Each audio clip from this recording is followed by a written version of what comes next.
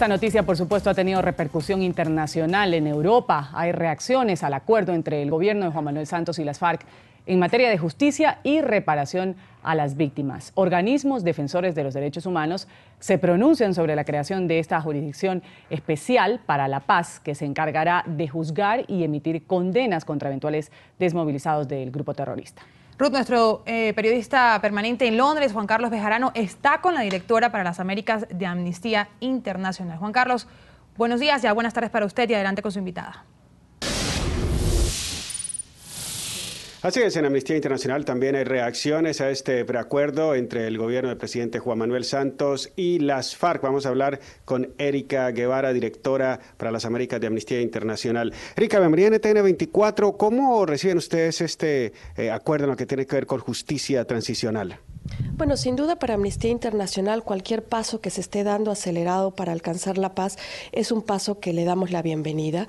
El tema de justicia transicional, que tiene que ser el centro de cualquier negociación para llegar a la paz, es de suma importancia para nosotros y sobre todo es de suma importancia que se escuchen las voces de las víctimas. Eso es lo prioritario en cualquier acuerdo de paz que pretenda llegar a una paz duradera y sostenible.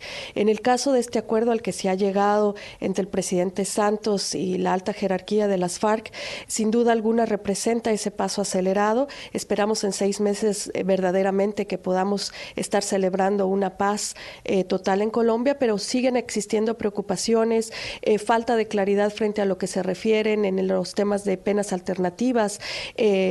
Quisiéramos que la justicia, sobre todo, escuche las voces de las víctimas y que no permita impunidad en los casos de violaciones a los derechos humanos. Precisamente un gran número de personas en Colombia cree que este acuerdo puede llevar a la impunidad, que penas alternativas de entre 5 y 8 años no son suficientes para quienes han cometido crímenes de lesa humanidad.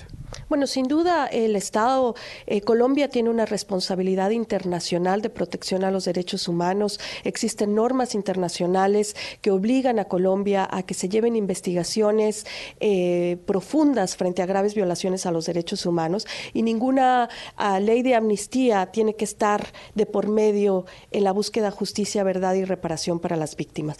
Ya hay un ejemplo en Colombia que es muy preocupante, que fue la desmovilización paramilitar. A 10 años de esta desmovilización que se amparaba en la Ley de Justicia y Paz, hoy vemos que son pocos los casos que se han llevado ante la justicia. El 90% de aquellas personas que se desmovilizaron, hablamos más de 30,000 personas, pues están totalmente impunes frente a las graves violaciones a los derechos humanos. Por supuesto, Amnistía Internacional ha acompañado directa o indirectamente una gran cantidad de procesos de paz en más de 50 años de existencia. ¿Qué pueden hacer ustedes para que este acompañamiento directo o indirecto culmine con este proceso de paz y que sea exitoso? Pero ese tema de la impunidad es muy preocupante. Así es, y lo hemos visto en muchas partes del mundo, efectivamente, con la experiencia de más de 50 años. Una paz efectiva, una paz duradera, una paz sostenible, tiene que escuchar a las víctimas y tiene que tener procesos de justicia, reparación y de no repetición. Y en este caso esperamos que el proceso de paz colombiano esté a la altura.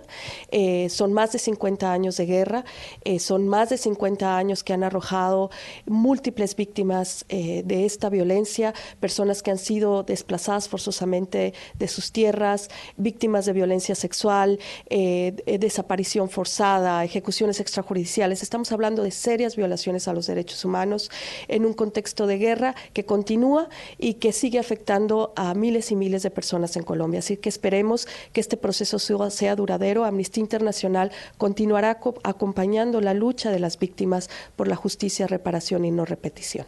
Ahora, estos procesos de paz son bastante complejos. Aquí en Reino Unido se vivió el de Irlanda del Norte y ahora vemos a algunos líderes del llamado ejército republicano incluso siendo parte del gobierno, pese a que también cometieron crímenes considerados de lesa humanidad.